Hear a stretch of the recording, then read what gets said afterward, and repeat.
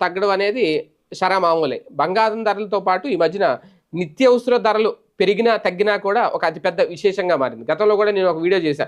గుడ్డు ధర ఒక్కసారిగా ఆకాశాన్ని అంటింది అనేది. ఇప్పుడు మళ్ళీ అదే గుడ్డు ఢమాల్మని కింద పడిపోయింది. ఎందుకంటే ప్రస్తుతం హోల్‌సేల్‌లో గుడ్డు ధర రూ. 6.30 నుంచి రూ. 4.50కైతే తగ్గిపోయింది.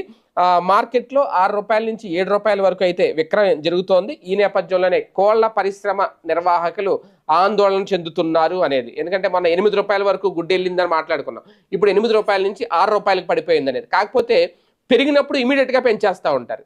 తగ్గినప్పుడు మాత్రం ఆ ప్రభావం అప్పుడే కనిపించదు. మాకు ఇంకా తెలియదు. ఎందుకంటే ఆ పాత స్టాక్ ఉంటుంది కాబట్టి అదే రేటుకి అమ్ముతారు. మళ్ళీ ఈ కొత్త రేటు రావాలని టైం పడుతుంది. అదే పెట్రోల్ ఛార్జీలు పెరిగినప్పుడు చూడండి ఒక్కసారిగా రాత్రి 12 గంటల వరకు 12 తర్వాత నుంచి పెరుగుతుందంటే ఇంతకుముందు 15 రోజులకు ఒకసారి పెట్రోల్ పెరిగినప్పుడు 15వ తేదీ 14వ తేదీ నుంచి పెట్రోల్ నో స్టాక్ బోర్డు పెట్టేసేవారు. 15 తర్వాత